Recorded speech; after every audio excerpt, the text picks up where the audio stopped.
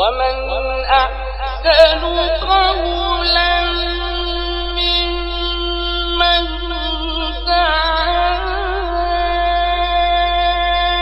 إلى الله وعمل صالحا وقال إنني من المسلمين. رحمۃ اللہ وبرکاتہ. بسم اللہ الرحمن الرحیم والحمد للہ رب العالمین والصلاة والسلام علی رسول اللہ وعلی آلہ واصحابہ واتباعہ الی یوم الدین. اما بعد. محترم ناظرین اور محترم حاضرین، ہمارے آس پاس موجود بزرگوں، نوجوانوں، معصوم بچوں اور ہمیں لائیو دیکھنے اور سننے والوں، ہمارے معزز بزرگوں، نوجوانوں، معصوم بچوں اور پردہ نشین ماؤں اور بہنوں، اللہ وحدہ لا شریک نے ہمیں امت محمدیہ کا فرد بنایا، رسول اللہ صلی اللہ علیہ وسلم کی امت میں سے ہمیں بنایا. اس نے ہمیں اس شرف سے نوازا کہ ہم رسول اللہ صلی اللہ علیہ وسلم کی امت میں سے ہیں. اس امت میں اگر ہم ہیں تو جہاں یہ شرف اور فضیلت کی بات ہے، یقیناً بہت بڑا شرف ہے کہ کوئی شخص قیامت کے دن اللہ عز و جل کے سامنے اس حیثیت سے پیش ہو کہ وہ رسول اللہ صلی اللہ علیہ وسلم کا امتی. لیکن یہ شرف، یہ عظیم مرتبہ، یہ قدر و منزلت اپنے ساتھ ایک بہت بڑی ذمہ داری بھی رکھتی. اس شرف کے ساتھ ایک فرض، اس منزلت کے ساتھ ایک ذمہ داری، اور وہ ذمہ داری ہے کہ جو کام انبیاء کا تھا اب وہ کام ہم کو کرنا ہے. اللہ کے رسول صلی اللہ علیہ وسلم فرماتے ہیں ان بنی اسرائیل کانت تسوسهم الانبیاء کلما ہلک نبی خلفہ نبی. بنو اسرائیل کا معاملہ تو یہ تھا کہ ان کے دنیاوی اور دینی معاملات کی دیکھ ریکھ اور ذمہ داری انبیاء سنبھالتے تھے.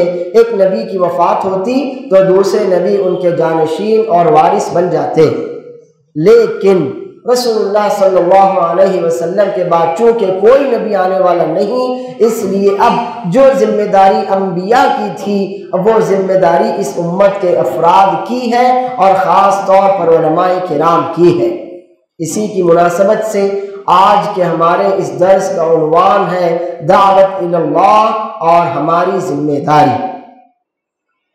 اللہ عز و جل کی طرف دعوت یعنی اللہ کے دین کی طرف دعوت، اللہ کی مدد یعنی اللہ کے دین کی مدد، اللہ کے راستے میں یعنی اللہ کی خاطر، اللہ کے دین کی خاطر، اللہ کے نیک بندوں کی مدد کے لیے. تو دعوت الی اللہ کا مفہوم ہوتا ہے اللہ کی طرف لوگوں کو بلانا، اللہ کے دین کی طرف لوگوں کو دعوت دینا، انہیں یہ بتانا کہ ان کا معبود ایک اللہ ہے، انہیں یہ بتانا کہ ان کا رب اللہ ہے، انہیں یہ بتانا کہ ان کا خالق اللہ ہے، انہیں یہ بتانا کہ ان کا مالک رب ذوالجلال والاکرام ہے، جو اکیلا رب ہے، مالک ہے، خالق ہے، رزاق ہے، ذوالجلال والاکرام ہے. وہی ہے جس کی کل کائنات ہے، آسمانوں اور زمین کا خالق، مالک، مدبر وہی ہے کہ جس کے علاوہ کوئی نہیں، وہی خالق ہے، بقیہ سب مخلوق ہے. لوگوں کو یہ بات بتانا اور ان باتوں کے ذریعے انہیں اللہ وحدہ لا شریک کی عبادت کی طرف لے کر آنا، کفر، شرک اور خرافات سے انہیں بچانے کی کوشش کرنا، اس کام کو دعوت الی اللہ کہتے ہیں. آپ نے حدیث سنی کہ بنو اسرائیل کا معاملہ تو یہ تھا کہ ان کے دینی اور دنیاوی امور کی دیکھ ریکھ انبیاء کرام کے ذمے تھی.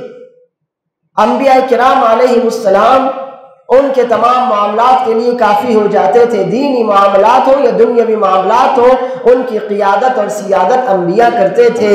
ایک نبی کی وفات ہوتی تو دوسرے نبی ان کے جانشین بن جاتے تھے، لیکن چونکہ رسول اللہ صلی اللہ علیہ وسلم کے بعد کوئی نبی نہیں آنے والا، لہٰذا آپ کے بعد اس دعوت کی ذمہ داری، خیر کو پھیلانے کی ذمہ داری، لوگوں کو خیر کی طرف راغب کرنے اور شر سے بچانے کی ذمہ داری امت کے ہر فرد کے کندھوں پر ہے، اور خصوصیت سے علماء کرام کے کندھوں پر ہے۔ اسی کو دعوت کا کام کہتے ہیں، اسی کو دعوت اللہ کہتے ہیں۔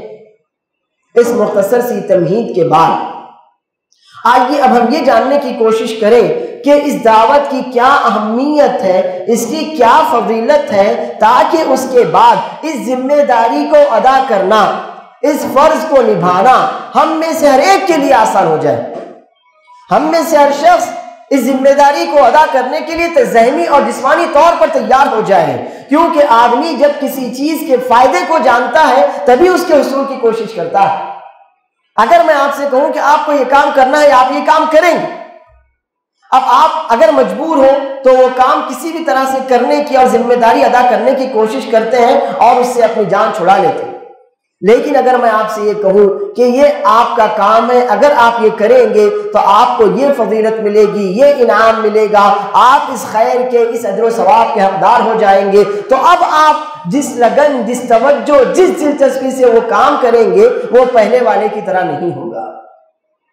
تو یقیناً اللہ کی طرف بلانا، اللہ کے دین کی طرف بلانا، دین اسلام کی دعوت دینا، تبلیغ کرنا، لوگوں کو کفر سے، شرک سے، بدعات سے، خرافات سے نجات دلا کر توحید کے اجالوں کی طرف لانا، نبی صلی اللہ علیہ وسلم کی سنت کی کشادگی کی طرف لانا، یہ واقعی بہت عظیم ترین کام ہے۔ لیکن اسی وقت ہم پوری دلچسپی، توجہ اور لگن سے یہ کام کریں گے جب ہمیں اس کی کچھ فضیلتیں معلوم ہو جائے، ہمیں یہ پتا چل جائے کہ واقعی یہ کام بہت اچھا ہے، واقعی اس کام کے نتیجے بہت عمدہ ہیں، واقعی یہ کام اپنے انجام کے ساتھ انعام کا، اکرام کا حقدار بناتا ہے، تو اب ہم جس لگن اور توجہ سے یہ کام کریں گے یقیناً وہ قابل دید ہوگی اور اللہ رب العالمین کے یہاں اجر و ثواب کا ہمیں حقدار بنائے گی۔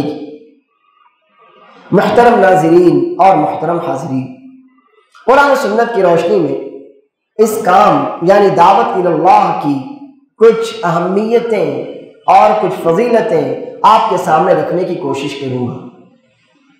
یوں تو یہ کام جتنا زیادہ اہم ہے اتنی ہی زیادہ اس کی فضیلتیں بھی، لیکن ان تمام باتوں کو شمار کرنا، ان کو گھیر لینا، چھوٹے سے درس میں آپ کے سامنے ہر بات بیان کر دینا میرے لیے بھی ممکن نہیں، آپ کے لیے بھی ممکن نہیں۔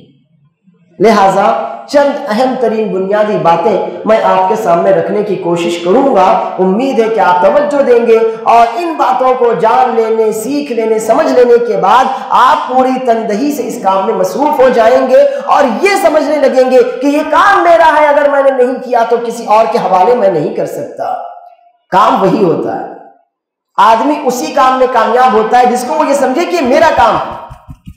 میں جسے سمجھوں کہ یہ میرا کام ہے، اگر میں نے نہیں کیا تو میں کسی اور کے حوالے یہ کام نہیں کر سکتا، کسی دوسرے کے سر پر یہ ذمہ داری نہیں ڈال سکتا۔ اگر میں نے کسی اور کے حوالے یہ کام کیا تو گویا اس کا مطلب یہ ہوا کہ میں اپنی ذمہ داری سے بھاگتا ہوں اور پھر وہ کام ضائع ہو جائے گا، جن کے لیے وہ کام تھا وہ بھی ضائع ہو جائیں گے۔ اس کو ایک چھوٹی سی مثال سے سمجھیں۔ میرا گھر، میرے والدین، میرے بیوی بچے، یہ میری ذمہ داری ہے۔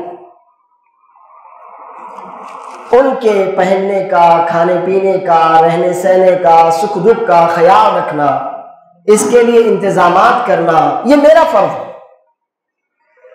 اگر میں اس فرض سے جان چراتا ہوں، اس ذمہ داری سے فرار کی کوشش کرتا ہوں، جی چھڑانے کی کوشش کرتا ہوں، تو یقیناً میں خود بھی ضائع ہو جاؤں گا اور میرے گھر والے بھی، اللہ نہ کرے، وہ بھی ضائع ہو جائیں گے، کیونکہ یہ کام میرا ہے، مجھے کو کرنا ہے، میرے علاوہ کوئی یہ کام نہیں کر سکتا۔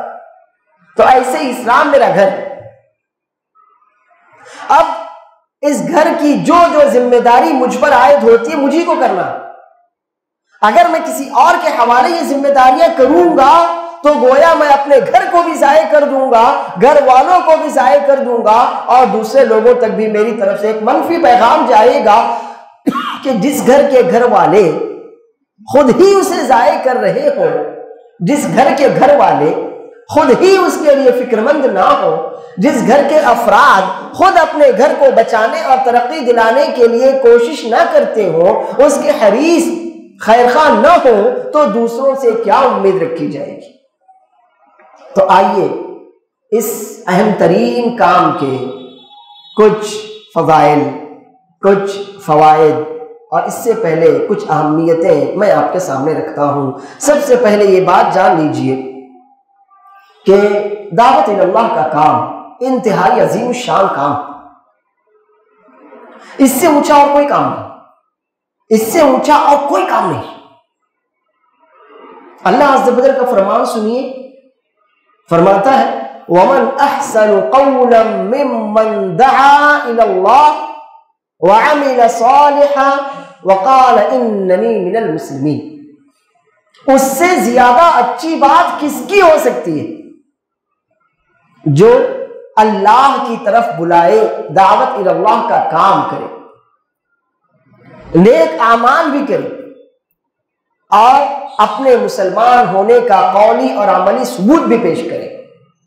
آپ نے آیت سنی، آیت کا ترجمہ سنا، اللہ عز و جل نے فرمایا وَمَنْ أَحْسَنُ قَوْلًا، اس سے زیادہ اچھی بات کس کی ہو سکتی ہے؟ یعنی اس سے زیادہ اچھا قول کسی کا ہو ہی نہیں سکتا جو لوگوں کو اللہ کے دین کی دعوت دے، اللہ کی طرف بلائے، لا الہ الا اللہ کی طرف بلائے، محمد رسول اللہ کی طرف بلائے۔ اس سے زیادہ اچھا قول، اچھی دعوت، اچھا عمل کسی اور کا نہیں ہو سکتا۔ تو آپ اس دعوت کے کام کو معمولی نہ سمجھیے۔ ایک آدمی دنیا کے اچھے سے اچھے کام میں ہو اور اسی وقت آپ کسی آدمی کو دعوت دے رہے ہو، تبلیغ کر رہے ہو، توحید سمجھا رہے ہو، تو جب ان دونوں کاموں کا موازنہ کیا جائے گا تو آپ کو اللہ عز و جل کی نظروں میں بلند مقام ملے گا، کیونکہ اللہ نے کہا آپ سے زیادہ اچھی بات اور اچھا عمل کسی کا نہیں ہو سکتا۔ ایک طرف دنیا کے سارے اعمال رکھ لیجیے، ساری باتیں ایک ترازو کے ایک پلڑے میں رکھ لیجیے، اور دوسری طرف وَمَنْ أَحْسَنُ قَوْلًا مِّمَّنْ دَعَا إِلَى اللَّهِ، دعوت و تبلیغ کا عمل رکھ لیجیے۔ دنیا کے تمام کام ایک طرف ترازو کے ایک پلڑے میں، اور دعوت الی اللہ کا کام ترازو کے دوسرے پلڑے میں۔ اللہ عز و جل کی طرف سے بہترین، احسن، بہترین، گڈ، بیٹر، بیسٹ، سب سے زیادہ اچھا ہونے کی سند، ہونے کا سرٹیفکیٹ کس کو مل رہا ہے؟ وَمَنْ أَحْسَنُ قَوْلًا مِّمَّنْ دَعَا إِلَى اللَّهِ۔ دعوت الی اللہ کے کام کو اللہ رب العالمین کی طرف سے سب سے زیادہ بہترین کام ہونے کا سرٹیفکیٹ مل رہا ہے۔ دوسری بات، یہ انبیاء کا کام، یہ کس کا کام ہے؟ عام لوگوں کا کام نہیں ہے، اشرف الخلق کا کام ہے۔ کون ہے اشرف الخلق؟ انبیاء کرام۔ کون ہے تمام لوگوں کے سردار؟ انبیاء کرام۔ کون ہے تمام لوگوں کے لیے اسوہ، نمونہ، آئیڈیل؟ انبیاء کرام۔ کون ہے تمام لوگوں کے مقتدا، تمام لوگوں کے رہنما، رہبر؟ انبیاء کرام۔ یہ کام کس کا ہے؟ انبیاء کرام کا۔ انبیاء کرام نے کیا کیا؟ دعوت کا کام کیا۔ تو دعوت کا کام معمولی لوگوں کا کام نہیں ہے، دعوت کا کام تو افضل ترین مخلوق کا کام ہے، اور وہ انبیاء کرام علیہ السلام تھے۔ اللہ عز و جل نے اپنے نبی کو بھی اسی بات کا حکم دیا، ادعو الی سبیل ربک بالحکمہ والموعظۃ الحسنہ وجادلہم باللتی ہی احسن ان ربک هو اعلم بمن ضل عن سبیلہ وهو اعلم بالمہتدین۔ نبی صلی اللہ علیہ وسلم کو حکم دیا جا رہا ہے ادعو الی سبیل ربک، آپ اپنے رب کے راستے کی طرف لوگوں کو بلائیے، اپنے رب کے دین کی لوگوں کو دعوت دیجیے۔ اور اس سے پہلے اللہ عز و جل اپنے نبی کو دوسرے انبیاء کے نقش قدم پر چلنے کا حکم دے چکا۔ اولئک الذین ھدی اللہ فبہداہ مقتدی، اللہ تعالیٰ نے 7ویں پارے سورۃ الانعام میں بہت سے انبیاء کا ذکر کیا، اور آخر میں ان کے جب ذکر کے اختتام کی بات آئی تو یہ آیت نازل فرمائی، اولئک الذین ھدی اللہ فبہداہ مقتدی، یہی وہ افراد ہیں جنہیں اللہ تعالیٰ نے ہدایت دی تھی، تو آپ بھی ان کی ہدایت پر چلیے، ان کی ہدایت کی پیروی کیجیے۔ یعنی آپ کو بھی وہی کام کرنا ہے جو ان انبیاء کا تھا۔ کیا تھا؟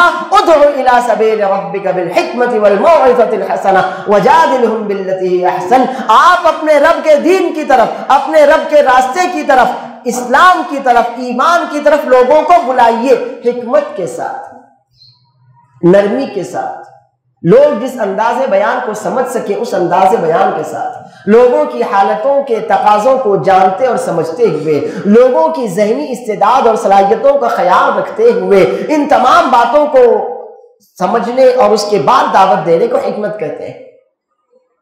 حکمت کے ساتھ بلائیے، نصیحت کے بہترین اسلوب میں آپ ان کو دعوت دیجیے، اور اگر کبھی بحث و مباحثے کی ضرورت پڑے تو اعتدال سے آگے نہیں بڑھنا، بہترین انداز میں بحث و مباحثہ کرنا۔ بے شک جو اللہ کے راستے سے گمراہ ہوتا ہے اللہ اس کو بہت اچھی طرح جانتا ہے، اور جو ہدایت یافتہ ہیں اللہ تعالیٰ انہیں بھی بہت اچھی طرح جانتا ہے۔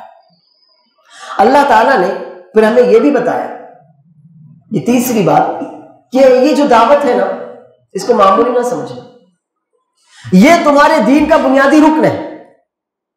آج تم یہ دیکھ رہے ہو کہ یہ دین دنیا کے تمام کونوں میں، گوشے گوشے میں پھیلا ہوا ہے، تو اس کا بنیادی سبب دعوت ہے۔ اگر دعوت اللہ کا کام نہ کیا جاتا، رسول اللہ صلی اللہ علیہ وسلم نے دعوت نہ دی ہوتی تو کوئی مسلمان نہ ہوتا، اور دنیا کے گوشے گوشے میں، کونے کونے میں اسلام نہ پھیلا ہوتا۔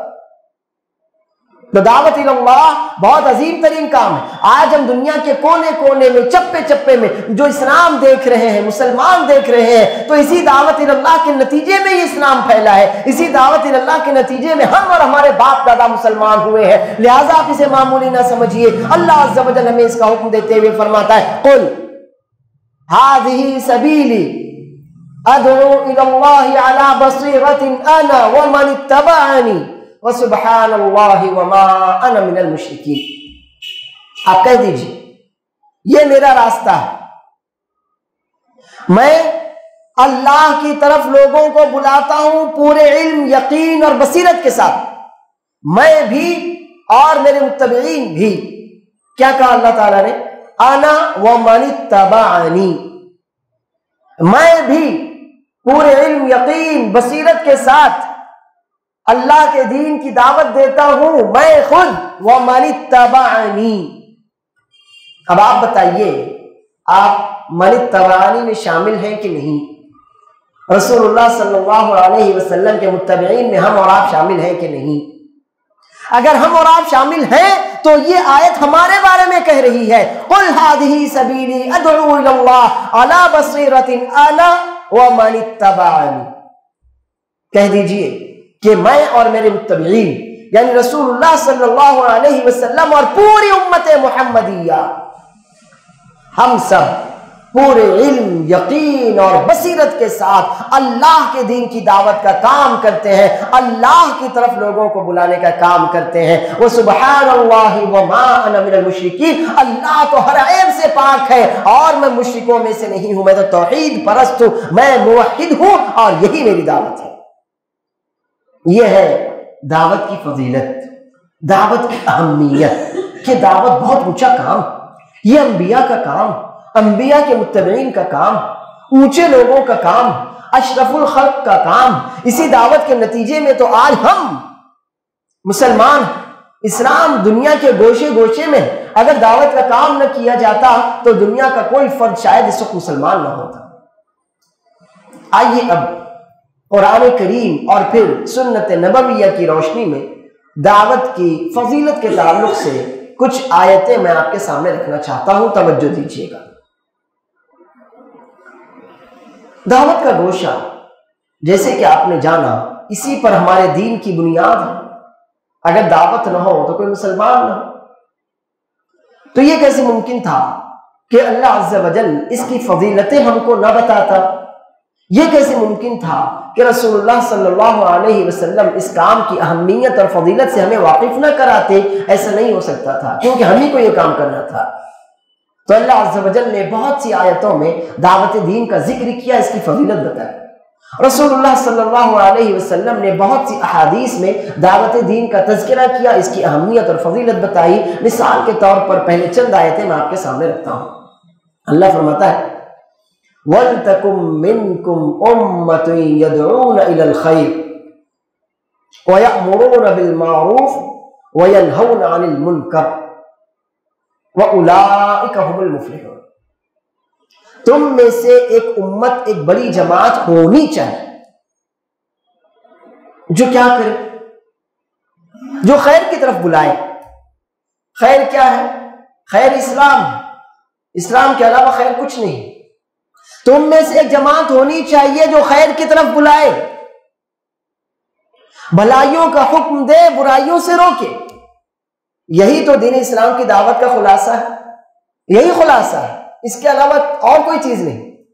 وَلْتَكُمْ مِنْكُمْ أُمَّةٌ يَدْعُونَ إِلَى الْخَيْرِ، بھلائی کی طرف آپ لوگوں کو دعوت دیجیے، اسلام کی طرف بلائیے۔ وَيَأْمُرُونَ بِالْمَعْرُوفِ، بھلے کام کرنے کی ترغیب دلائیے۔ وَيَنْهَوْنَ عَنِ الْمُنْكَرِ، اور برے کاموں سے لوگوں کو روکنے کی کوشش کیجیے۔ وَأُولَئِكَ هُمُ الْمُفْلِحُونَ، یہی لوگ کون؟ جو دعوت کا کام کرتے ہیں۔ اللہ فرماتا ہے وَأُولَئِكَ هُمُ الْمُفْلِحُونَ، یہی کامیاب ہونے والے لوگ۔ اس سے معلوم ہوا کہ جو لوگ دعوت کا کام کرتے ہیں اللہ عز و جل کے یہاں حقیقی طور پر دنیا اور آخرت میں کامیاب ہونے والے لوگ یہی۔ دوسری آیت، امت محمدیہ سب سے زیادہ بہترین امت ہے۔ ہر آدمی، ہر مسلمان اس کا اعتراف کرتا ہے اور اس بات پر فخر کرتا ہے، لیکن یہ جان لیجیے کہ آپ صرف امت محمدیہ میں ہونے کی وجہ سے بہترین نہیں ہے۔ آپ کو خیر امت کا جو لقب ملا، کیوں ملا؟ کبھی اس پر غور کیا؟ کیوں آپ کو اللہ عز و جل نے اتنا اونچا لقب دیا خیر امت؟ اللہ کے الفاظ سنیے، کنتم خیر امت اخرجت للناس تأمرون بالمعروف وتنہون عن المنکر وتؤمنون باللہ۔ تم سب سے بہترین امت ہو۔ امت محمدیہ اس کائنات کی سب سے زیادہ بہترین امت ہے۔ آدم علیہ السلام سے لے کر قیامت تک آنے والے تمام افراد میں، تمام امتوں میں سب سے اونچا مقام اسی امت کا ہے۔ لیکن کس فریضے کی ادائیگی کے سبب اتنا اونچا فضل ملا؟ تمہیں لوگوں کی خاطر تو دنیا میں بھیجا گیا ہے، تأمرون بالمعروف وتنہون عن المنکر، دعوت کا کام کرتے ہیں، بھلائیوں کی رغبت دلاتے ہیں، بھلائیوں کی طرف لوگوں کو لے کر آتے ہو، برائیوں سے رکتے ہو، برائیوں سے لوگوں کو روکتے ہو، یہی تو دعوت کا کام۔ اسی دعوت کے کام کرنے کی وجہ سے تو اللہ رب العالمین نے ہم کو خیر امت کہا۔ تو اگر ہم یہ چاہتے ہیں کہ خیر امت کا تاج ہمارے سر پر سجا رہے، ہم خیر امت کے حقدار ہمیشہ ہر دور ہر زمانے میں رہے، تو تأمرون بالمعروف وتنہون عن المنکر، دعوت کا کام کرنے کی ذمہ داری ہم کو اٹھانی پڑے گی، لوگوں کو اللہ کے دین کی طرف بلانا پڑے گا۔ تیسری آیت اللہ تعالیٰ فرماتا ہے لا خیر فی کثیر من نجواہم الا من امر بصدقۃ او معروف او اصلاح بین الناس ومن يفعل ذلك ابتغاء مرضات اللہ فسوف نؤتیہ اجرا عظیما۔ لوگ بہت سی سرگوشیاں کرتے ہیں آپس میں، اچھی بری، کسی کا مذاق اڑانے والی، ہر طرح کی سرگوشیاں لوگ آپس میں کرتے ہیں۔ اللہ فرماتا ہے ان کی اکثر سرگوشیوں میں کوئی خیر نہیں سوائے اس کے، کس کے؟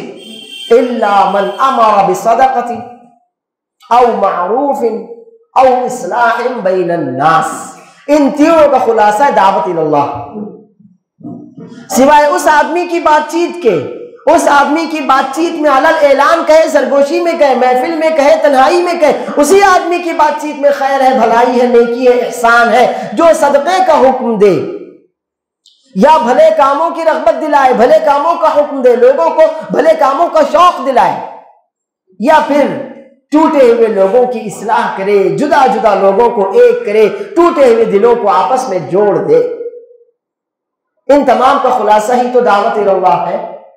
تو لوگ جو کچھ باتیں کرتے ہیں، جس طرح کی بھی سرگوشیاں کرتے ہیں، محفل میں ہو، تنہائی میں، کسی کے کان میں کہیں، زور سے کہیں، آپ کی اکثر باتیں بے بنیاد بے فائدہ ہوتی ہیں، صرف اسی شخص کی باتیں خیر والی، ثواب والی، بہترین، فضل والی ہوتی ہیں جو صدقے کا حکم دے، جو بھلے کاموں کی رغبت دلائے، جو لوگوں کے درمیان اصلاح کروائے۔ وَمَن يَفْعَلْ ذَلِكَ ابْتِغَاءَ مَرْضَاتِ اللَّهِ فَسَوْفَ نُؤْتِيهِ أَجْرًا عَظِيمًا، اور جو اللہ کی رضا کے لیے یہ کام، دعوت کا کام کرتا ہے، تو یقیناً ہم اسے بہترین، عظیم ترین اجر سے نوازیں گے۔ چوتھی آیت اللہ تعالیٰ فرماتا ہے وَالْمُؤْمِنُونَ وَالْمُؤْمِنَاتُ بَعْضُهُمْ أَوْلِيَاءُ بَعْضٍ يَأْمُرُونَ بِالْمَعْرُوفِ وَيَنْهَوْنَ عَنِ الْمُنْكَرِ۔ ہمارے ایمان اور ہمارے دین کی ایک بنیاد یہ ہے کہ مومنین مرد اور خواتین ایک دوسرے کے سرپرست ہیں، ایک دوسرے کے ہمدرد ہیں، ایک دوسرے کے ولی ہیں، ایک دوسرے کی ذمہ داریاں اٹھانے والے ہیں۔ کیا کرتے ہیں؟ یأمرون بالمعروف وینہون عن المنکر، دعوت کا کام کرتے ہیں، ایک دوسرے کو بھلے کاموں کی ترغیب دلاتے ہیں، اچھے کاموں کی طرف لے کر آتے ہیں، اور برے کاموں سے لوگوں کو منع کرتے ہیں۔ اگر ایسا نہ ہو تو پھر والمنافقون والمنافقات بعضهم من بعض یأمرون بالمنکر وینہون عن المعروف۔ ان کے برعکس منافقین، وہ سب آپس میں ایک جیسے ہی ہیں، برے کاموں کی رغبت دلاتے ہیں اور بھلے کاموں سے لوگوں کو روکتے ہیں۔ تو دیکھیے دعوت اللہ کا کام مومنوں کی امتیازی شان ہے، میرا اور آپ کا امتیازی وصف، ہماری اہم ترین صفت ہے۔ اگر ہم دعوت اللہ کا کام کرتے ہیں، یعنی لوگوں کو خیر کی طرف لے کر آتے اور برائیوں سے روکتے ہیں، تو والمؤمنون والمؤمنات بعضهم اولیاء بعض۔ لیکن اگر ہم ایسا نہیں کرتے تو پھر گویا ہم اپنے دین سے خود کھلواڑ کرتے ہیں، گویا اپنی امتیازی شان کو چھینے جانے کا ہم خود سبب بنتے ہیں۔ ہم خود اللہ تعالیٰ سے یہ کہتے ہیں کہ ہم امتیازی شان اور اس تاج کے حقدار نہیں ہیں، تو پھر والمنافقون والمنافقات بعضهم من بعض۔ پانچویں آیت ایک چھوٹی سی سورت ہے، آپ میں سے ہر فرد کو امید ہے کہ یاد ہوگی۔ بسم اللہ الرحمن الرحیم والعصر ان الانسان لفی خسر الا الذین آمنوا وعملوا الصالحات وتواصوا بالحق وتواصوا بالصبر۔ زمانے کی قسم، اور انسان جن دنوں، راتوں، ہفتوں، مہینوں میں، سالوں میں زندگی گزارتا ہے وہ زمانہ ہی تو ہے۔ پوری کائنات کی جو زندگی گزر رہی ہے اسی زمانے میں گزر رہی ہے، زمانے سے باہر تو کچھ نہیں۔ تو اسی زمانے کی ان 24 گھنٹوں کی، ان دنوں، ہفتوں، مہینوں، سالوں کی مکمل طور پر اللہ رب العالمین قسم کھا کر کہتا ہے کہ آپ کسی بھی زمانے میں، کسی بھی صدی میں، کسی بھی موسم میں زندگی گزاریے، آپ خسارے میں ہیں، نقصان میں ہیں۔ کیوں؟ کیونکہ آپ وہ کام نہیں کرتے جو اللہ تعالیٰ کو مطلوب ہے۔ ہاں، وہ لوگ خسارے میں نہیں ہیں، الا الذین آمنوا، سوائے ان لوگوں کے، سب کے سب نقصان میں ہیں سوائے ان لوگوں کے۔ کن لوگوں کے؟ آمنوا، ایمان لاتے ہیں، کیونکہ ایمان کے بعد ہی ساری خیر اور بھلائیوں کا دروازہ کھلتا ہے۔ اگر ایمان ہی نہ ہو تو ساری بھلائیاں جا کر رک جاتی ہیں، آسمان تک نہیں پہنچ پاتی۔ ایمان کے بعد ہی ساری بھلائیوں کا، خیر کا، برکتوں کا دروازہ کھلتا ہے۔ الا الذین آمنوا، وہ لوگ نقصان میں نہیں ہیں، وہ لوگ تو کامیاب ہیں جو ایمان لاتے ہیں وَعَمِلُوا الصَّالِحَاتِ نیک اعمال کرتے ہیں۔ اب اس آیت کو آپ اس آیت سے جوڑیے، بالکل شروع میں آپ نے سنی وَمَنْ أَحْسَنُ قَوْلًا مِّمَّنْ دَعَا إِلَى اللَّهِ وَعَمِلَ صَالِحًا، اس سے زیادہ اچھی بات کس کی ہو سکتی ہے جو اللہ کے دین کی دعوت دے اور نیک اعمال کرے۔ وقال اننی من المسلمین، اور دعوے سے کہے، ثبوت کے ساتھ کہے کہ میں مسلمان ہوں۔ الا الذین آمنوا وعملوا الصالحات، وہ لوگ نقصان میں نہیں ہیں دنیا میں آخرت میں جو ایمان لاتے ہیں، نیک اعمال کرتے ہیں، وتواصوا بالحق، لوگوں کو حق بات کا حکم دیتے، تلقین کرتے اور وصیت کرتے ہیں۔ اور پھر ایک چوتھا کام مزید کرتے ہیں۔ یہاں اس سے پہلے میں ایک چھوٹی سی بات آپ کے سامنے رکھنا چاہتا ہوں، توجہ دیجیے گا۔ جو دعوت کا کام کرتے ہیں ان کو تکلیف اٹھانی پڑتی ہے، جو اللہ کی طرف بلاتے ہیں شیطان ان کے پیچھے لگ جاتا ہے، اپنے پرائے سب کسی نہ کسی بہانے سے اس کو نقصان پہنچانے کی کوشش کرتے ہیں۔ اس سے بڑی مثال کیا ہوگی کہ رسول اللہ صلی اللہ علیہ وسلم نے جب تک نبوت اور رسالت کا دعویٰ نہیں کیا تھا، جب تک آپ نے لوگوں کو لا الہ الا اللہ کی دعوت نہیں دی تھی، پورے مکے والوں کی آنکھوں کا تارا تھے، پورے مکے کے سب سے زیادہ معزز ترین نوجوان تھے، لیکن جیسے ہی آپ نے لوگوں سے کہا قولوا لا الہ الا اللہ، جیسے ہی آپ نے لوگوں کو اللہ کے دین کی طرف، اللہ کی طرف بلایا، چچا دشمن بن گیا، ابو لہب، چچی دشمن بن گئی، گھر والے دشمن بن گئے، پاس پڑوس والے دشمن بن گئے، ہر طرح کی جسمانی ذہنی تکلیف آپ کو پہنچائی گئی، پہنچانے کی کوششیں کی گئی۔ کب ہوا؟ آپ تھوڑا کمپیریزن، موازنہ کیجیے۔ 40 سال تک ایک فرد پورے قبیلے کی آنکھوں کا تارا ہے، وہ جو کہہ دے سر آنکھوں پر، وہ جو کہہ دے اس کی بات زمین پر گرنے نہ پائے، وہ کہہ دے سر کٹوا دے، وہ امین ہے، وہ صادق ہے، وہ معصوم ہے، وہ پاک دامن ہے، سب کچھ، ساری اچھائیاں اس کی ہیں، لیکن یہ کیسی کایا پلٹ کہ جیسے ہی کہا قولوا لا الہ الا اللہ، سب دشمن بن گئے۔ بڑی مثال ہے، اس پر غور کیجئے گا۔ تو اس واقعے سے اس بات کو آپ کے سامنے رکھ کر میں یہ بتانا چاہتا ہوں کہ دعوت اللہ کی راہ پھولوں کی سیج نہیں ہے، یہ کانٹوں بھری راہ ہے، اور مجھ کو آپ کو اسی راہ پر چل کر اللہ تک پہنچنا ہے، کیونکہ جنت تکلیف دہ چیزوں سے گھیر دی گئی ہے جو دل کے لیے شاق اور دشوار گزار ہوتی ہیں۔ ایسی چیزیں ایسے کام ہم کریں گے جو ہم کو تکلیف دے رہے ہیں، لیکن اللہ کو راضی کرتے تبھی تو جنت ملے گی۔ اسی لیے فرمایا وَتَوَاصَوْا بِالْحَقِّ وَتَوَاصَوْا بِالصَّبْرِ،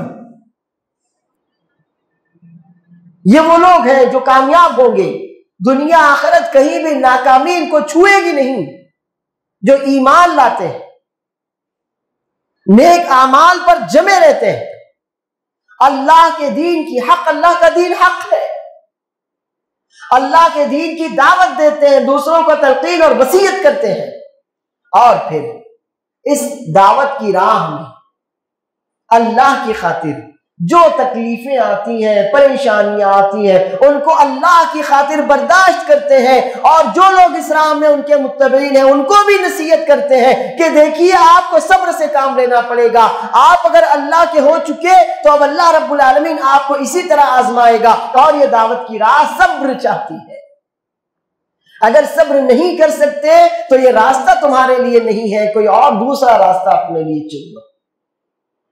تو اس آیت کا نچوڑ، اس خلاصہ اس سورت کا یہی ہے کہ جو لوگ دعوت کا کام کرتے ہیں، دعوت کی خاطر مشکلیں اٹھاتے اور قربانیاں دیتے ہیں اللہ وہی ہیں جو ناکام ہونے والے نہیں ہیں، دنیا اور آخرت میں کامیابی انہی کا حصہ بننے والی ہے۔ رسول اللہ صلی اللہ علیہ وسلم اور صحابہ کرام نے جس تکلیف، پریشانی اور مصیبت کے ساتھ ہجرت کی تھی، کیا کسی انسانی ذہن نے یہ تصور کیا تھا کہ جو لوگ آج اتنی قسم پرسی، پریشانی اور بے چارگی کے عالم میں مکہ سے نکالے جا رہے ہیں، کل وہی مکہ تو کیا پورے عرب کے فاتح بن جائیں گے؟ نہیں، دعوت نے ان کو فاتح بنایا، دعوت کے کام نے ان کو فاتح بنایا۔ جس وقت رسول اللہ صلی اللہ علیہ وسلم اور صحابہ کرام خندق کھود رہے تھے، بھوکے تھے، 2 دنوں سے کھانا پیٹ میں نہیں گیا تھا، مدینے کے اس وقت معاشی حالات بہت خراب تھے، خندق کھود رہے تھے، اور رسول اللہ صلی اللہ علیہ وسلم فرماتے ہیں قیصر و کسریٰ کے خزانے مجھے دے دیے گئے۔ کیا اس وقت کوئی تصور کر سکتا تھا کہ یہ بھوکے لوگ جن کے پاس پیٹ بھرنے کو غذا نہیں، یہ نیم برہنہ لوگ جن کے پاس پہننے کو کپڑے نہیں، یہ اس زمانے کی 2 عظیم سلطنتوں کے مالک بن جائیں گے اور ان کے تاج ان کے قدموں میں روندے جائیں گے؟ کوئی سوچ نہیں سکتا تھا۔ کس نے ان کو فاتح بنایا؟ اسی دعوت کے کام نے ان کو فاتح بنایا۔ تو دعوت کا کام مرتا نہیں، داعی کبھی مرتا نہیں، داعی کے نامہ اعمال میں نیکیاں ہمیشہ لکھی جاتی رہتی ہیں، اور داعی ہمیشہ اللہ عز و جل کے یہاں سے فاتح کی سند پاتا ہے۔ اب آئیے کچھ احادیث اس سلسلے میں رسول اللہ صلی اللہ علیہ وسلم کے مبارک فرامین میں آپ کے سامنے رکھتا ہوں تاکہ معاملہ اور زیادہ واضح ہو جائے اور ہم اپنے آپ کو دعوت کے میدان میں لگا دیں، یہ سوچیں کہ مجھے یہ کام کرنا ہے، ان فضیلتوں کے حاصل کرنے کے لیے کرنا ہے، اللہ عز و جل کی طرف سے فاتح کی سند لینے کے لیے کرنا ہے، اپنے نامہ اعمال میں ہمیشہ نیکیاں لکھواتے رہنے کے لیے مجھے یہ کام کرنا ہے۔ چند حدیثیں آپ کے سامنے رکھوں گا، توجہ دیجیے گا۔ سب سے پہلی حدیث صحیح مسلم کی روایت ہے، رسول اللہ صلی اللہ علیہ وسلم فرماتے ہیں من رأى منکم منکرا فلیغیرہ بیدہ فإن لم یستطع فبلسانہ وإن لم یستطع فبقلبہ وذلک اضعف الایمان۔ یہ میرا اور آپ کا کام ہے، تم میں سے جو بھی کسی برائی کو دیکھے تو اگر ممکن ہو تو اپنے ہاتھ سے اس برائی کو ختم کرے۔ مثلا میں باپ ہوں تو اپنی اولاد کو میں بزور قوت برائی سے روک سکتا ہوں، تو یہاں پر قوت ہے، لیکن اگر میں قوت سے وہ کام نہیں کر سکتا تو پھر اگر آپ ہاتھ کے ذریعے اس برائی کو ختم نہیں کر سکتے تو اپنی زبان کے ذریعے ان کو روکیے، ٹوکیے، سمجھائیے کہ کام غلط ہے، مت کیجیے۔ اور اگر کبھی ایسا ہو کہ آپ میں زبان سے بولنے کی بھی قوت نہیں ہے تو کم از کم اس برائی کو دل میں تو برا جانیے۔ اگر آپ دل میں بھی برا نہیں جانتے تو گویا آپ مسلمان ہی نہیں ہیں، تو یہ سب سے کم درجہ ہے آپ کے مسلمان ہونے کا۔ تو اگر ہم مسلمان ہیں تو کسی نہ کسی شکل میں دعوت ہم دے رہے ہیں، ہاتھ سے، زبان سے، یا اگر کچھ نہیں تو اپنے دل میں دعوت کا جذبہ ہے، تبھی تو ہم نے غلط کو غلط سمجھا، اچھے کو اچھا سمجھا۔ لیکن اگر اچھے کو اچھا اور غلط کو غلط سمجھنا ہی ہمارا دل چھوڑ دے تو جان لیجئے کہ ہمارے دل میں ایمان کی کوئی رمق نہیں۔ دوسری حدیث، آپ چاہتے ہیں کہ آپ مرنے کے باوجود آپ کے نامہ اعمال میں نیکیاں لکھی جاتی رہیں؟ کیا آپ ایسا چاہتے ہیں؟ یقیناً میں تو چاہتا ہوں۔ میں چاہتا ہوں کہ جو زندگی اللہ نے لکھی ہے اس کے بعد بھی میرا نامہ اعمال بند نہ ہو، اس میں نیکیاں درج کی جاتی رہیں۔ تو دعوت کا کام کیجئے، اس سے بڑا اور کوئی کام نہیں۔ رسول اللہ صلی اللہ علیہ وسلم فرماتے ہیں من دعا الی ہدی کان لہ من الاجر مثل اجور من تبعہ لا ينقص ذلك من اجورهم شیئا۔ جو ہدایت کی طرف، خیر کی طرف لوگوں کو بلاتا ہے تو اس سے اس کا اپنا اجر تو ملتا ہی ہے، اور اس کی بات مان کر اس خیر کو کرنے والوں کے جیسا اجر بھی اس کو ملتا ہے، اور کسی کے اجر میں کوئی کمی نہیں کی جاتی، اور یہ سلسلہ قیامت تک چلتا رہتا ہے۔ اگر میں نے آج آپ سے کہا کہ آپ کوئی خیر کا کام کریں، آپ نے میری بات مانی اور خیر کا وہ کام کیا، اب آپ نے دوسرے سے کہا، دوسرے سے تیسرے نے، تیسرے نے چوتھے سے کہا، یہ سلسلہ دراز ہوتا چلا جائے گا، میں اور آپ اپنی اپنی قبروں میں ہوں گے، لیکن اللہ عز و جل کے یہاں ہمارے نامہ اعمال میں نیکیاں لکھی جاتی رہیں گی کہ اسی شخص نے اس کو خیر کی طرف بلایا تھا۔ تو کیا آپ چاہتے ہیں آپ کو نیکیاں ملتی رہیں؟ دعوت کا کام کیجیے، لوگوں کو خیر کی طرف بلائیے، پھر دیکھیے کہ آپ قبر میں ہوں گے اور آپ کے درجات میں اضافہ ہوتا چلا جائے گا۔ اللہ عز و جل بتائے گا کہ بندے تو نے جو دعوت کا کام کیا تھا اس کی وجہ سے تجھے آج یہ خیر مل رہا ہے۔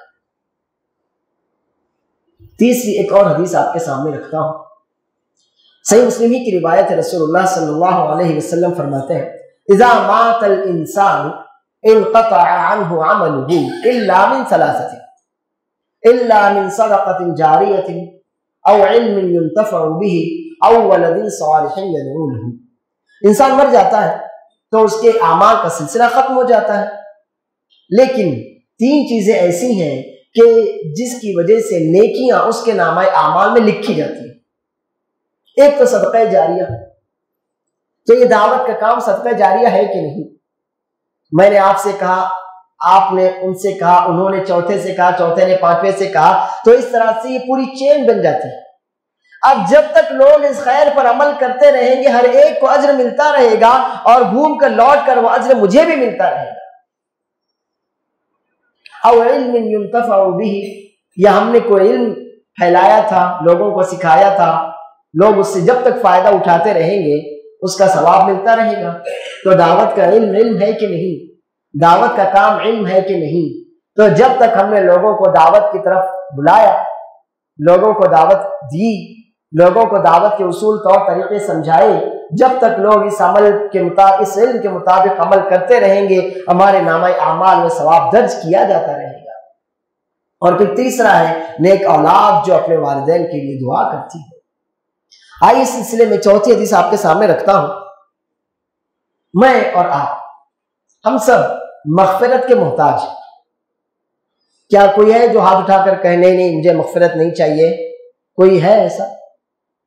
کوئی ہے جو یہ کہے نہیں نہیں مجھے مغفرت کی ضرورت نہیں ہے؟ ایسا کوئی نہیں نا۔ اور مغفرت کا میں محتاج ہوں، آپ محتاج ہیں، ہم میں سے ہر انسان محتاج ہے، اس کے بغیر تو کام بننے والا نہیں ہے۔ آدم علیہ السلام کا کام بھی اسی مغفرت کے ساتھ بنا تھا۔ جب انہوں نے دعا مانگی تھی ربنا ظلمنا انفسنا وان لم تغفر لنا وترحمنا لنكونن من الخاسرین، تبھی ان کی ناؤ پار لگی تھی۔ تو اس مغفرت کے بغیر کسی کا کوئی کام ہونے والا نہیں۔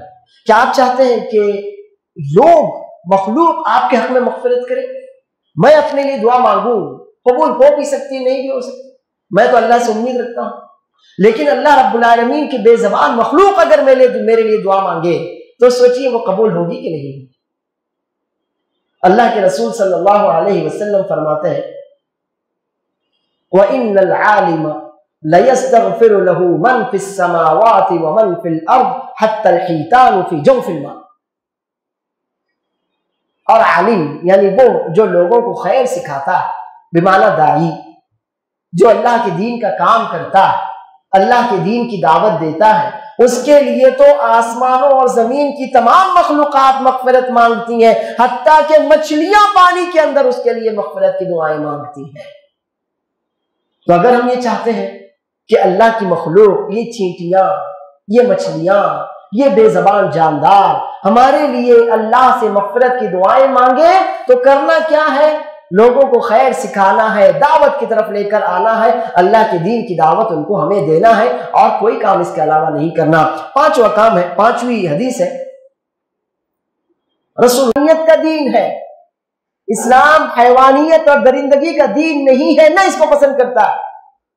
جا رہے ہو جنگ کے لیے، ہماری اور ان کی جنگ جاری ہے، جانا ان کے قلعے کے پاس، ان کے میدان میں پڑاؤ ڈالنا، ثم ادعوهم الى الاسلام، اسلام کی ان کو دعوت دینا۔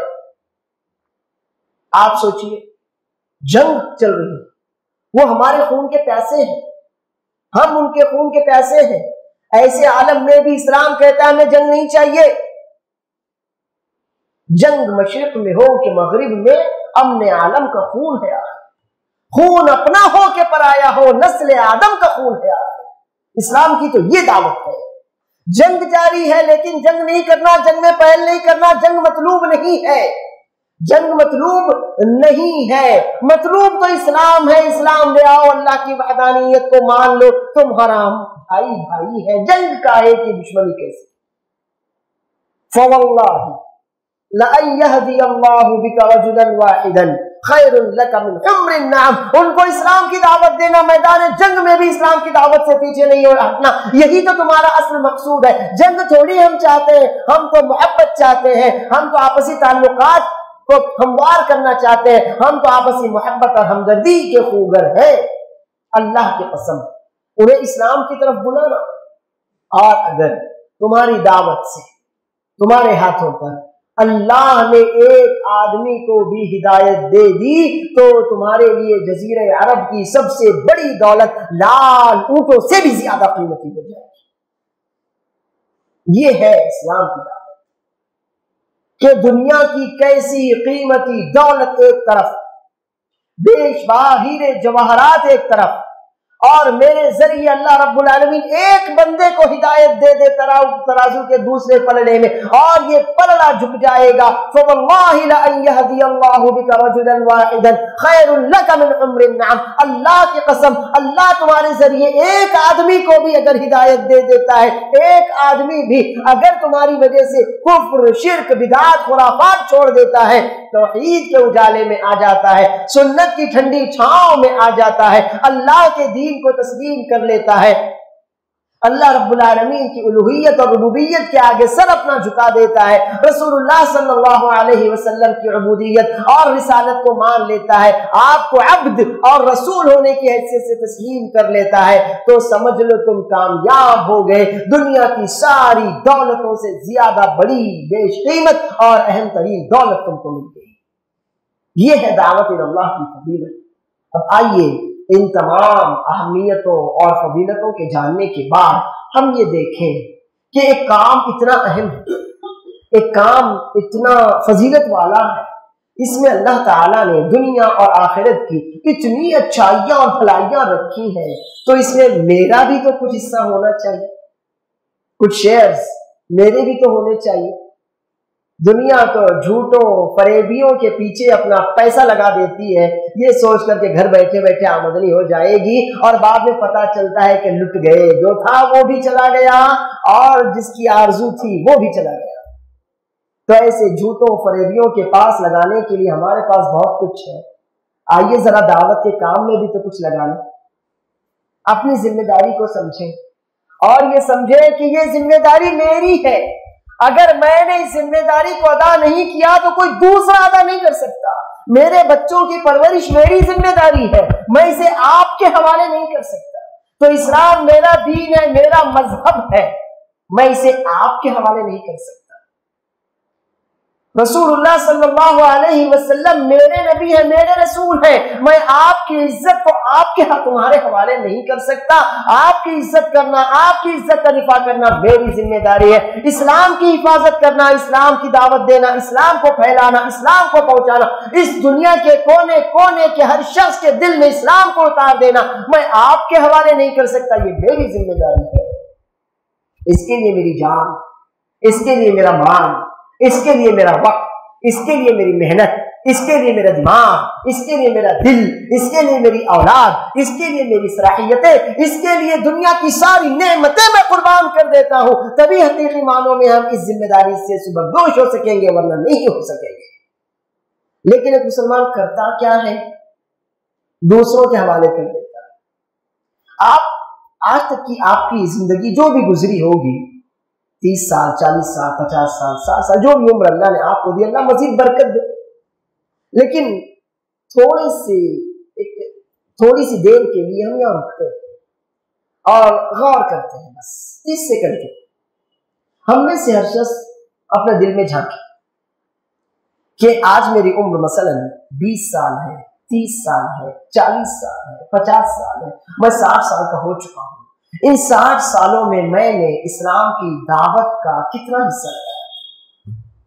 60 سال کا میں ہو چکا، 50 سال کا میں ہو چکا، 40 سال میری عمر ہو چکی، 30 سال میری عمر ہو چکی ہے، جو بھی آپ کی عمر، ان 30 40 50 60 70 سالوں میں میں نے اسلام کو، دعوت دین کو کتنا وقت دیا؟ سوچیے. اپنی جان، اپنا مال، اپنا وقت، اپنی صلاحیت، اپنی محنت، اپنی فکر، اپنی رائے، اپنی کوئی صلاحیت، کچھ بھی دیا.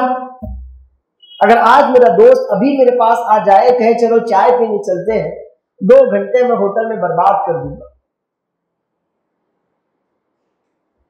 لیکن اگر کوئی مجھ سے یہ کہے آؤ فلاں شخص کو چل کر نصیحت کرتے ہیں، کئی دنوں سے نماز میں نہیں آ رہا ہے، میں کہتا ہوں جانے تو آتا، میرے پاس ٹائم نہیں، میرے پاس ٹائم نہیں، اور اسی وقت میں 2 گھنٹے ہوٹل میں برباد کر سکتا ہوں. تو آپ سوچیے، جو چیز آپ کی جان، آپ کے مال، آپ کی صلاحیتوں کی ضرورت مند ہے، جس میں آپ کا اپنا خود کا فائدہ ہے، آپ اس کو کچھ نہیں دیتے. اور جہاں آپ کا صرف اور صرف نقصان ہے، حال کا، مستقبل کا، ایمان کا، علم کا، عمل کا، وہاں آپ اپنی پوری زندگی لگا دیتے ہیں. تو پھر آج وہی حال ہے جو پورے مسلمانوں کا حال آپ دیکھ رہے ہیں. صحابہ کرام نے لوگوں کے دل جیتی تھی، ان کی گردنیں نہیں جیتی تھی. رسول اللہ صلی اللہ علیہ وسلم نے کتنے لوگوں کو مارا، کتنے لوگوں کو مار مار کر اسلام کی طرف لے کر آئے؟ ایک کو بھی نہیں، کسی کو نہیں، بلکہ مار کھائی. بلال رضی اللہ عنہ کو آج آپ یاد رکھتے ہیں، رسول اللہ صلی اللہ علیہ وسلم فرماتے میں نے جنت میں تمہارے چلنے کی آواز سنی. انہوں نے کتنے لوگوں کو مار مار کر اسلام قبول کروایا. لیکن آج وہ ہمارے بادشاہ ہیں، اگر ان کی محبت میرے دل میں نہ ہو تو میں مومن نہیں ہو سکتا. کیا کیا انہوں نے میرا دل فتح کیسے کیا؟ آج میرا دل ان کی محبت سے ہارا ہوا ہے. وہ میرا دل جیت چکے تلوار سے. انہوں نے اپنا مال خرچ کیا؟ انہوں نے میرے سر پر تلوار رکھی؟ نہیں. محبت، دعوت. صحابہ کرام نے پوری دنیا کو فتح کیا، تلوار سے فتح نہیں کیا، اس کو ضرورت بھی نہیں پڑی ان کو، اس کی دعوت سے فتح کیا، تبلیغ سے فتح کیا، اصلاح سے فتح کیا، خیر سے فتح کیا، اخلاق سے فتح کیا. تو یوں سمجھ لیجیے کہ دعوت دین میری ذمہ داری ہے، میں اسے کسی اور کے حوالے نہیں کر سکتا. میری جان، میرا مال، میرا وقت، میری محنت، میری قوت، میری صلاحیت، میرا دل، میرا دماغ، میری اولاد، غرض جس چیز کا اللہ نے مجھے مالک بنایا، میرے تصرف میں وہ دی ہے، ان تمام کے عوض مجھے صرف ایک کام کرنا ہے، اور وہ ہے دعوت اللہ کا کام. اور ہم مسلمان آج جس پستی کا، جس زوال کا، جس ناکامی کا شکار ہے، وہ اسی ایک کام کو نہ کرنے کی وجہ سے ہے. دعوت اللہ کا میدان کھلا پڑا ہے، آپ کو کوئی روکنے والا نہیں. آپ اگر یہ کام کر رہے ہو تو میں نہیں کہوں گا بھائی مت کرو، میں کروں گا، ایسا نہیں ہو سکتا. جبکہ اگر یہاں کہا جائے کہ لوگوں کو پانی پلانا ہے تو 2 لوگ اٹھیں گے تو دوسرے کہیں گے رک جاؤ بھائی میں پلا دیتا ہوں. مگر دعوت اللہ کا کام تو آپ کا، میرا، ہر ایک کا کام ہے. آپ کے لیے میدان کھلا ہے. آپ کو اس کا کام کرنا ہے اپنے اخلاق کے ذریعے، اپنی زبان کے ذریعے، اپنے قلم کے ذریعے، اپنے مال کے ذریعے، موبائل پر بیٹھے بیٹھے چیٹ کے ذریعے، فیس بک کے ذریعے، واٹس ایپ کے ذریعے، میسج کے ذریعے. اور آپ وہ کام نہیں کرتے. اور جس کام میں آپ کو کوئی زیادہ فائدہ نہیں ہونے والا، اس کے لیے ساری صلاحیتیں خرچ ہیں. تو ضروری ہے کہ ہم سمجھیں اس کام کے بغیر دنیا میں عروج نہیں مل سکتا، فتح نہیں مل سکتی. اور آج ہمارے اور کافروں کے درمیان جو خلیج بڑھتی جا رہی ہے، ایک گڑھا، ایک کھائی بڑھتی جا رہی ہے، نفرت شدید تر ہوتی جا رہی ہے. تو ان کو ہم سے نفرت کیوں ہے؟ وجہ صرف یہ ہے کہ جو خیر ہمارے پاس ہے، ہم نے اس پر اپنا قبضہ جما رکھا ہے، سمجھتے اس پر ہماری اجارہ داری ہے. رسول صلی اللہ علیہ وسلم کیا صرف میرے ہیں؟ نہیں، وہ تو آپ کے بھی ہیں، پوری کائنات کے ہیں. تو کائنات والوں کو بتائے گا کون کہ وہ آپ کے بھی ہیں؟ قرآن کیا صرف میرا ہے؟ نہیں، وہ آپ کا بھی ہے، وہ پوری کائنات کا ہے. کائنات والوں کو بتائے گا کون کہ بھائی یہ صرف میرا نہیں ہے، اس پر صرف میرا اکیلے کا حق نہیں ہے، یہ تو تمہارا بھی ہے۔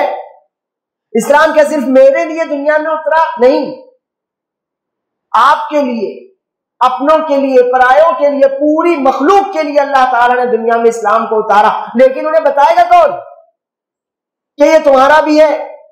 تو جب تک ہم انہیں نہیں بتائیں گے نفرتیں بڑھتی چلی جائیں گی۔ آپ یقین جانیے، دیوالی کے میسج پہ میسج کرتے چلے جاؤ، پٹاخے پھوڑو، جو کچھ بھی کرو، وہ لوگ ہمارے قریب آنے والے نہیں۔ بہت سے مسلمان اس غلط فہمی کا شکار ہیں کہ اگر ہم ان کا ساتھ دیں، ان کے تہواروں میں ان کو گریٹنگز وش کریں تو ہو سکتا ہے ان کے دل نرم ہوں گے۔ کچھ نہیں ہونے والا، کچھ نہیں ہوگا، دعوت سے ہی کام ہوگا بس، جو ہم نہیں کرتے۔ بہت سے مسلمانوں کے آپ نے اسٹیٹس دیکھے ہوں گے، میسج دیکھے ہوں گے، دیوالی کے اور ان کے تہواروں کے پیغامات سے بھرے پڑے، ہیپی اور معلوم نہیں کیا کیا کیا کیا کیا کیا۔ اس سے کچھ نہیں ہونے والا، وہ آپ کے قریب نہیں آنے والے۔ وہ آپ کو آپ کی عید الفطر پر ایسی مبارکباد دیتے ہیں کیا؟ اپنے اسٹیٹس لگاتے ہیں کیا؟ آپ کو میسج دیتے ہیں، سوشل میڈیا پر وائرل کرتے ہیں؟ نہیں کرتے، کیونکہ ان کو معلوم ہے اس سے کچھ نہیں ہونے والا۔ کس سے ہوگا؟ یہ نفرت کیسے مٹے گی؟ یہ خلیج کیسے بھرے گی؟ ہم ان کے، وہ ہمارے قریب کیسے آئیں گے؟ جب ہم انہیں یہ بتائیں گے کہ یہ خیر جو ہمارے پاس ہے، تم آج تک اس سے محروم تھے، یہ تمہارا بھی ہے۔ جب انہیں اس خیر میں حصہ ملے گا تبھی وہ ہمارے قریب آئیں گے۔ مثلا اپنے گھر کی مثال آپ لیجیے، آپ مثلا 4 بھائی، باپ کی وفات ہوئی، 2 بھائیوں نے حصہ ہڑپ کر لیا، 2 کو نہیں دیا، تو اب وہ 2 جن کو حصہ نہیں ملا وہ آپ کے دوست ہمدرد اور خیرخواہ ہوں گے کیا؟ وہ تو آپ کا خون ہے، وہ آپ کا خون ہے، آپ کی ماں اور باپ کی اولاد ہے، آپ کے ساتھ شریک ہے دودھ میں خون میں، اس کے باوجود وہ آپ کے دشمن ہوں گے۔ کیوں؟ کیونکہ جو حصہ ان کا تھا، جو حق ان کا تھا، ان کو نہیں ملا۔ تو آج جو کافر ہمارے دشمن ہے، اسی وجہ سے ہمارے دشمن ہے کہ جو حصہ ان کا تھا، جو حق ان کا تھا، ہم وہ ہڑپ کر گئے، ہم نے ان کو بتایا ہی نہیں کہ تمہارا ہے۔ تو بہت ضروری کہ ہم میں سے ہر شخص اپنی سطح پر، دیکھیے ایک عالم سے تو پوچھ گچھ ہوگی، لیکن کیا آپ چھوڑ دیے جائیں گے؟ اس پھیر میں نہیں رہنا۔ ابھی جو آیتیں آپ نے سنی نا، کنتم خیر امۃ اخرجت للناس تأمرون بالمعروف وتنہون عن المنکر، یہ آپ پر بھی ہے۔